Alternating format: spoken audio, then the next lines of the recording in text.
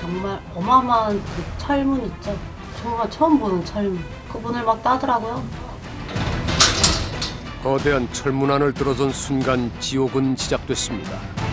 아무 이유 없이 이제 군기를 잡기 위해서 신바트를 마십니다. 신바트. 어느 날 갑자기 자신의 이름도 삶도 송두리째 빼앗겨버린 사람들. 지금부터 시작될 이 얘기는 우리가 살고 있는 대한민국, 이 땅에 있었던 실화입니다.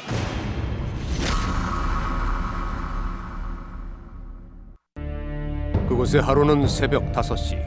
건물 전체에 울려 퍼지는 기상음악과 함께 시작됐다고 합니다. 무슨 미국식처럼 이중침대 있죠? 거기가 이렇게 내 눈앞에서 이렇게 쫙 펴져 있는 거예요. 일어난 순간 깜짝 놀랐죠. 한 100 몇 명이 그 안에 있는데 정말 놀랐어요. 그녀가 있던 곳은 그곳에서도 여성 소대라고 불리는 숙소였습니다. 그 안엔 셀 수조차 없는 많은 사람들이 있었다고 합니다. 군대처럼 그렇게 1소대, 2소대, 3소대, 4소대 이렇게 그 28소대까지 있었고 요양병원이 병동이 있었고 중대장, 소대장 등의 계급이 존재했고 새벽에 눈을 뜨자마자 첫 번째로 하는 일은 국기에 대한 경례, 그리고 한치의 실수도 허락하지 않는 제식 훈련이었습니다. 3단 경례를 했어요. 이걸요. 이걸 딱 하면서 딱 해요. 장소장한테. 네. 새벽 훈련이 끝나고 줄을 맞춰 그들이 향한 곳은 식당이었습니다. 당근볶음 석유로 볶은 거. 석유가 아니고 뭐 이상한 걸 볶았는데 석유 냄새가 억수로 나서. 당근 하나, 그 다음에 김치 하나. 김치가 거의 이상한 김치였어. 그때는 먹도 못. 대청소 하려고 매트리스 있는데 이렇게 긁어내면 이제 쥐가 새끼를 낳아요. 그럼 생쥐가 이제 털도 없이 이렇게 있어요. 그러면 이제 너무 오래 살았던 사람들은 배가 고프고 막 영양실조에 있잖아요. 그럼 그게 이제 보약이라고 그냥 산채로 먹어버려요. 제대로 먹지도 못한 채 영양실조 상태에서 그들은 해가 질 때까지 끝나지 않는 중노동을 해야 했다는 겁니다. 매일같이 반복됐던 노예와도 같은 삶. 그 어디에도 탈출구는 보이지 않았다고 합니다. 그런데 그 장면을 목격한 한 사람이 있었습니다. 네, 이 망원 렌즈를 찍은 거예요. 이게 몽둥이 들고 서 있잖아요. 그게 만약 군인들이라면 뭐 저희 총 들고 지키겠죠, 그죠? 당연히. 네. 교도소일 경우에도 총 들고 지킬 것이고 울주 군청에다가 이게 도대체 여기서 작업하는 게 어디서 하느냐 하니까 부산의 형제복지원이라는 데서 하는 것이다 이런 거예요. 형제복지원은 1975년부터 운영되어 온 국내 최대 규모의 불황인 일시 보호소로 일정한 주거지나 직업 없이 떠돌아다니는 사람들을 위한 시설이었습니다. 당시 이곳에 거주 중이던 원생들의 수는 무려 3천여 명. 부산에 있는 형제복지원 수용자들을 데려다가 강제노역을 시키는 현장이었죠. 산을 깎고 이렇게 뭐 부지 조성 작업 뭐 이런 걸 하는 거였어요. 좀 그런 식으로 수용자들을 데려와서 강제노역을 시키니까 이건 구속돼야 되는 사람이죠. 압수수색 영장을 발부받은 검사는 그 즉시 복지원으로 향했습니다. 벽돌로 지은 그 수용 건물 그런 게 아주 여러 개가 그 수용소처럼 지어져 있어서 그 안에서 취침하고 이런단 말이에요. 그러니까 안에도 열쇠로 잠금 장치가 있고 특이한 건 바깥에 열쇠로 잠금 장치가 있어요. 이게 완벽한 감금 시설이다. 도대체 사회복지 시설이 이런 게 뭐 말이 되겠냐? 응? 형제복지원의 원장, 그는 누구일까? 우린 그의 모습을 홍보 영상 안에서 확인할 수 있었습니다. 원장 가족들도 여기서 같이 밥을 먹는다. 불신을 없애고 평등을 가르치는 박 원장의 신념을 실천하는 것이다. 그는 전국 최대 규모의 불황인 복지 사업을 벌이면서 군사정권 당시 전두환 전 대통령으로부터 국민훈장 동백장을, 보건사회부 장관으로부터 국민포상을 받은 바 있는 복지사업계 거물이었습니다. 아주 인상적인 기억이 그 은행 금고 같은 아주 대형 금고가 있었어요. 사장님들께서 이제 그 금고를 구멍을 뚫어 가지고 열어보니까 안에 뭐 달러도 있고 뭐 엔화도 있고. 원장의 집무실 안, 굳게 잠겨 있던 금고 안에 들어있던 건 수십억에 달하는 현금이었습니다. 그건 사회복지법인이잖아요. 네네. 사회복지법인의 원장이 무슨 수십억씩이나 돈을 가지고 있을 수 없는 거잖아요. 검찰은 금고 속 현금의 실체를 파악하기 위해 박 원장의 집무실에서 압수한 회계장부들을 면밀히 살펴보기 시작했습니다. 그런데 근데 이게 연대 보조금 액수가 30억 정도 됐는데 횡령 액수가 11억 정도 나왔으니까 30% 이상이 횡령되고 있었던 거죠. 당시 형제복지원에 국가가 지급했던 보조금은 1년에 약 15억 원. 그중 85년과 86년에 지급된 2년치 국가 보조금 약 30억 원 중 3분의 1에 해당하는 11억여 원을 횡령한 사실이 회계장부상으로 확인이 된 겁니다. 확인된 사실은 85년과 86년의 횡령 금액이지만 복지원이 그 이전부터 10년 이상 운영되어 온 만큼 횡령 액수는 더 클 것으로 검찰은 추정했습니다. 상식적으로 복지시설은 국가의 그 보조금을 받아서 운영이 되고 그 보조금은 이게 용도가 다 특정돼 있잖아요. 형제복지원 수용생들을 위해서 어느 부분은 식비로 쓰고 어느 부분은 의료비로 쓰고 그다음에 복지원장의 월급 그 월급 얼마 안 될 거잖아요. 복지시설이기 때문에 그건 수십억이 만들어질 수가 없는 거죠. 게다가 당시 형제복지원에는 원생들로 구성된 27개 소대와 장애인, 환자들을 수용할 수 있는 정신요양, 어린 원생들의 학업을 위한 분교 등의 생활시설이 있었고 그 외에 봉제공장, 목공소, 철공소 등의 자체 공장이 운영되고 있었습니다. 그런데 그곳에서 나온 수익금의 사용처 또한 불분명했다는 겁니다. 울산 형제복지원의 노동력이 정상적인 노동력을 가진 사람들의 숫자가 저는 한 2,000명 이상 된다고 봤습니다.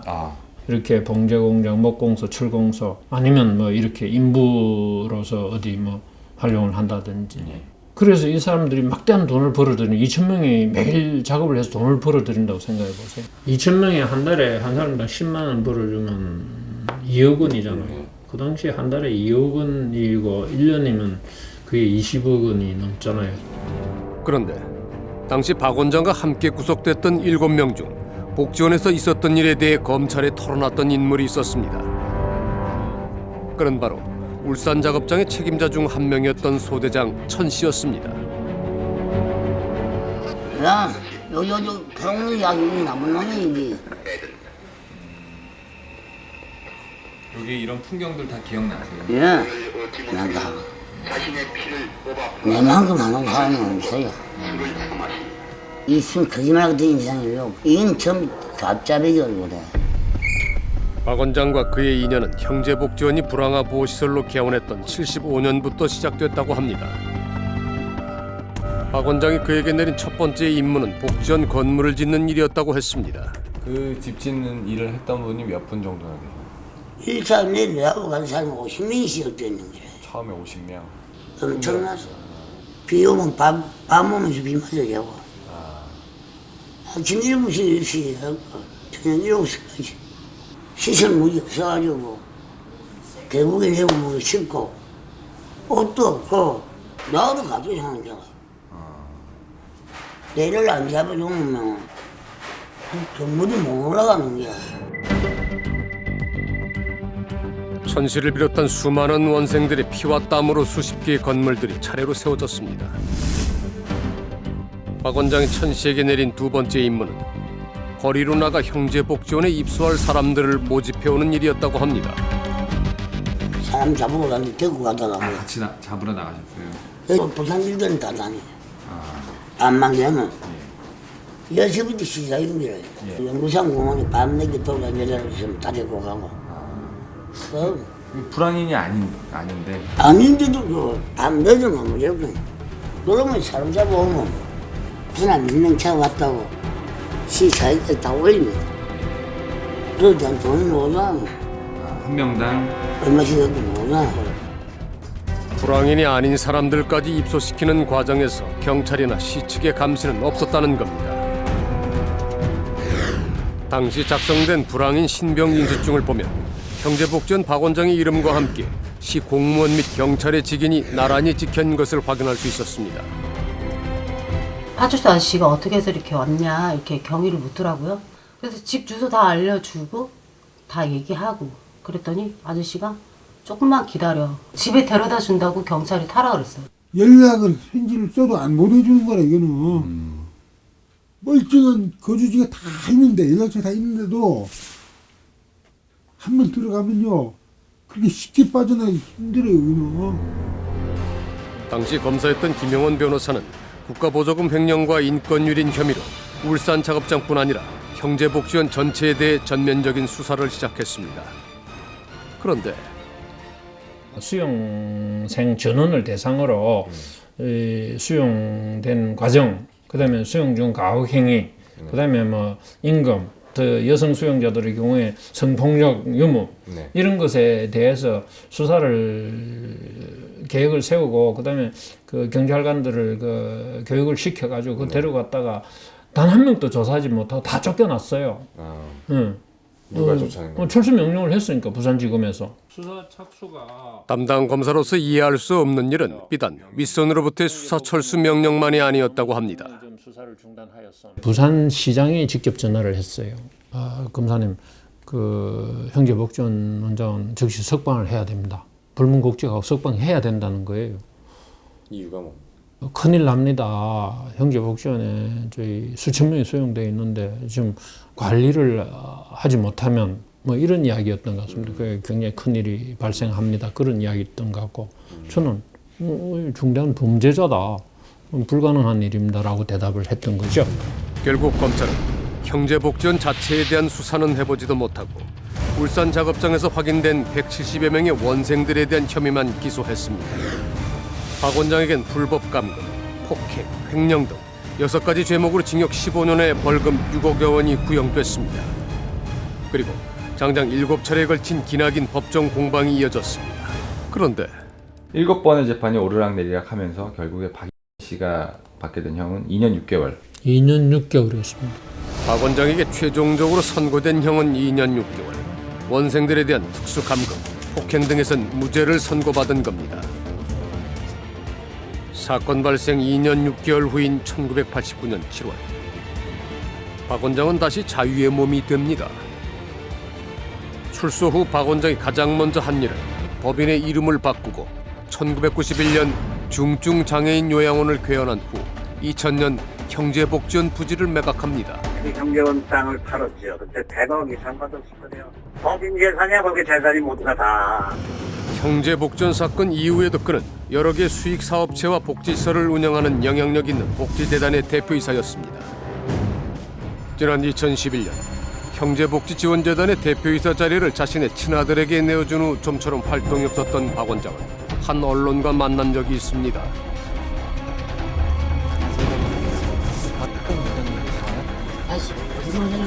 아이씨 안 보입니까 지금?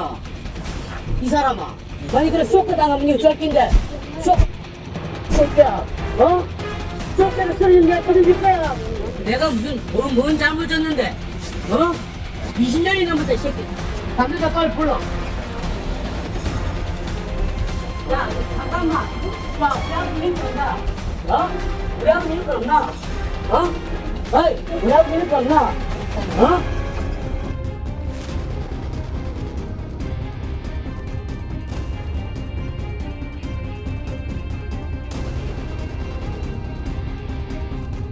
감금, 폭행 등 명백한 인권유린 행위가 있었음에도 이에 대한 제대로 된 수사와 처벌은 이루어지지 않은 채 박 원장의 복지재단이 건재하게 운영되는 동안 형제복지원에 있었던 3천여 명 원생들의 삶은 철저히 외면당해 왔습니다. 어머니가 전화를 받았는데 형님이 엄연 씨가 돌아가셨다고 시립병원에 있습니다. 시립병원입니다 하면서 전화가 왔더랍니다. 형의 갑작스런 사망 소식에 가족들은 영문도 모른 채 곧장 병원으로 달려갔다고 합니다. 실에 이렇게 시신을 확인하라더라고요. 빈천에 닥터피가 있는데 얼굴을 딱 들춰보니까 형님이더라고요. 제가 깜짝 놀랐는 게 이런 모습이 아니에요. 또 달라져 있던 거예요? 얼굴에 막 온몸 멍이에요. 얼굴이. 멍이요? 예. 두들겨 맞은 딱 흔적이에요. 그거는. 그래 몸을 딱 확 저기가 전을 펼쳐보니까 온몸에 피멍이고 문 다 들어있는 거예요. 그런데 사인은 세약, 이제 몸이 세약해져서 예. 간장이라고 써있네요. 예. 너무너무 건강하셨던 분인데요. 뭐 어디 아팠다든지 뭐 예를 들면 간이 안 좋다, 뭐 대장이 안 좋다, 소장이 안 좋다, 위가 안 좋다 이런 건 전혀 없었습니다. 형제복지원에서 사망한 이는 또 있었습니다. 그는 울산 작업장에서 강제 노역 중이던 37살 김계원 씨였습니다. 울산 작업장에서 작업하던 사람들을 몽땅 그 울산 검찰청으로 다 데리고 왔습니다. 수사를 착수하고 진행을 했는데 그러면서 밝혀진 것이 그 원생 한 명이 그 두들겨 맞아서 죽은 게 드러났고요. 그런데 김 씨 또한 서류상에 기록되어 있는 사인이 실제 사실과는 전혀 달랐습니다. 대체 어찌된 일일까? 폭행당해서 죽은 사람을 허위진단서를 발행한 것은 자백을 했죠. 우린 수소문 끝에 그들 중 일부를 만나 얘기를 들어볼 수 있었습니다. 작아서 자기네들 데리고 있다가 안 좋으면 데리고 오던데 도움 요청하는 것도 아니고 자기네들 그래서 그냥 안 좋으면 앰뷸런스 싣고 와가지고 여기저기 가는 거야 그냥.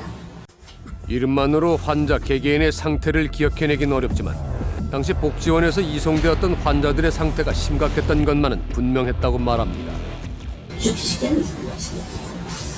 저희 상태가 안 좋고 이번에 애써도 그러니까 폐혈증이 와가지고 상태가 시켜가지고 뒷전이 안 팔아. 검사해 보고 뭐 이래가지고 이따 좀 있으면 죽고 뭐 이렇게 하니까. 그때 사고 절차가 어떻게 됐던 거 혹시 기억하세요? 그럼 자기네들 가서 했다고 연락하죠. 시신을 시신 가져갑니까? 우리 어떻게 할 수 없지. 무연거 처리가 될 거야. 우리는 당시 검찰이 압수한 자료를 다시 살펴보던 중 사망자를 추적할 결정적 단서를 포착했습니다. 그것은 사망자의 시신이 묻혀있을 것으로 추정되는 부산 시립묘지였습니다. 확인 결과 현재 운영자가 부산시에서 다른 곳으로 바뀌어 있는 상태. 우린 관계자를 만나 형제복지원에서 온 시신들이 있는지 물었습니다.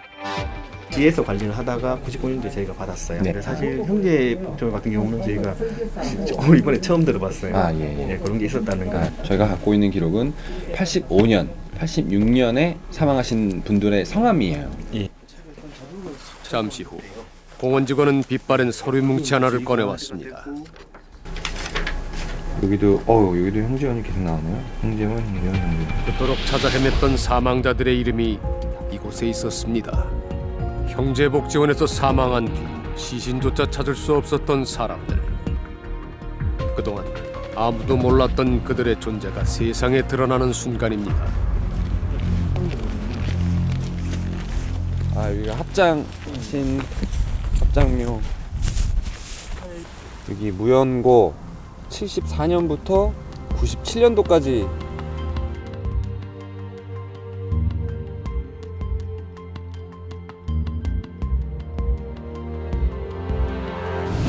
그들은 묻고 싶다고 했습니다.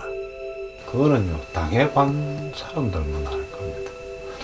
하지만 세월이 흘러서 잊어버리려고 하지만 그런 앙금 남아있죠.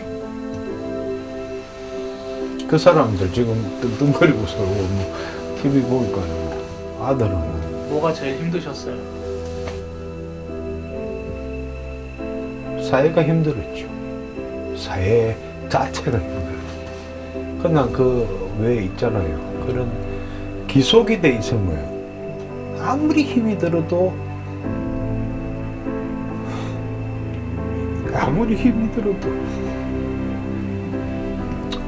그 같이 있다 보니 그게 습관이 되고 그렇게 되면 그거 생각이 편하거든.